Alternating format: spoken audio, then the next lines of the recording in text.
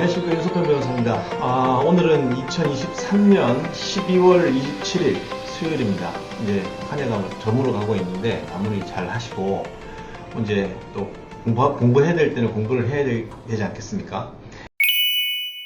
그래서 오늘 소개시켜 드릴 사례는 호텔에서도 불이 나고 모텔에서도 불이 나고 또 대중 목욕탕에서 감전사도 있고 여러가지 그런 불미스러운 사건 기사들 같은 걸 많이 접하게 되는데, 원래는 임대차인 경우에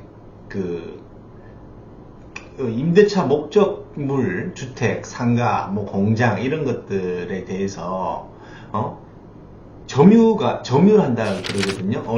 이제 법적 용어로 그거를 사용 수익하는 거를 이제 점유한다 이렇게 얘기를 해요. 그래서 거기에 이제 임대차 상의 어떤 건물이나 이런 것들이 부서지거나 화재가 나거나 이렇게 되면은 본래 그런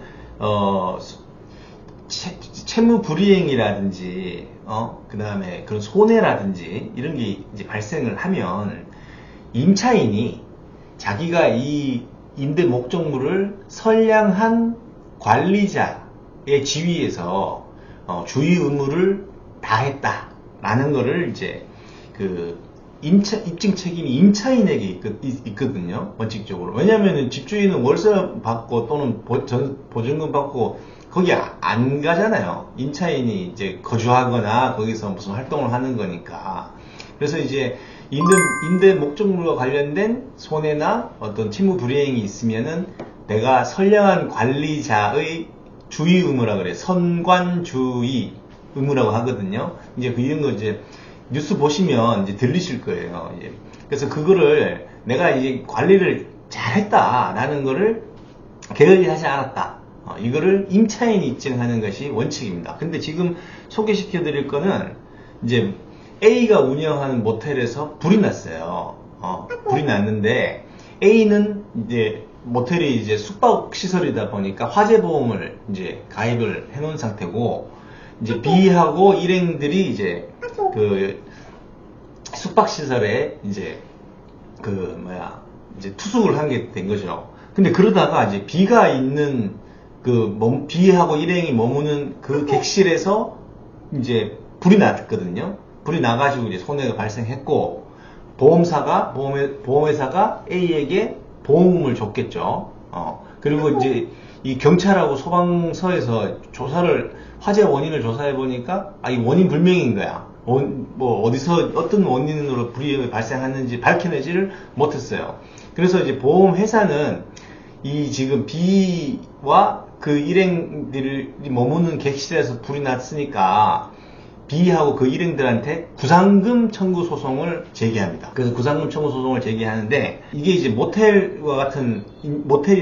호텔 같은 이제 숙박시설 같은 경우는 이제 임대차거든요. 법률 관계가 돈을 주고 이제 빌려서 사용 수익하는 거거든요. 어떻게 보면 일시적 임대차라고 할 수도 있거든요.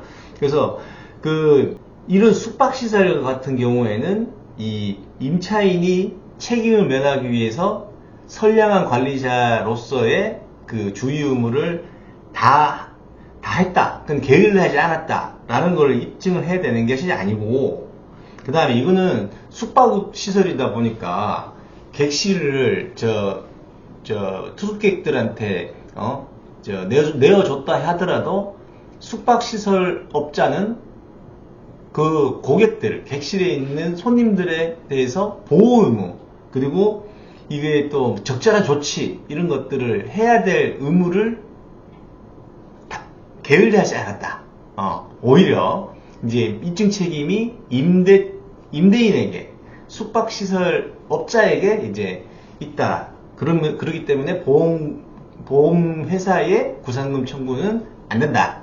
왜냐하면은 책임 원인을 발생시킨 사람한테 손해배상을 물리고 또는 구상금을 청구하는 것인데, 이게 지금 원인 불명 아니겠어요? 그래서 이제 그 숙박시설 업자가 객실에 있는 사람들에 대해서, 손님들에 대해서 보호조치나 적절한 조치를 다 했냐, 이걸 이제 입증해봐라, 이렇게 한 거죠.